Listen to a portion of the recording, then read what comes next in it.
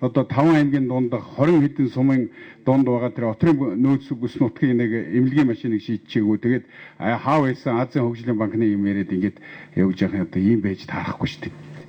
Яг одоо бид нар бол өөрсдөө дотоод нөөц болцоон дээр тулгуурлаа шийдэх боломж чадамж байхгүй. Би энийг хөөцөлдөж чинь тэгээд үнэхээр бүтэмж муутай байна. чиний одоо албан тушаал чадаа юу байна гэж. Дарга? Харин дарга гэж байна. За та хэлмэрчиж өгөн дөө. Би хайрхан сумын дарга. Би дарга? За. Дарга. Дарга хүн бол асуудал шийдэх гэж дарга хийдэж шүү. Тэрнээсээс зовлон ярих гэж хийдэггүй. Яагаад та сайд гэдэг нэртэй байна гэвэл та ажил хийдэг, асуудлыг шийддэг хүн учраас тийм албан тушаал дээр ажилладаг байхгүй юу? Тэр албан тушаалд ажиллаж байгаа хүн асуудлыг шийдэж байна. Энийг хэлмэддэг бол сайн загнах юм. Что? Нэг 7 машины асуудыг одоо генерал Бадрал та шийдмэд үү?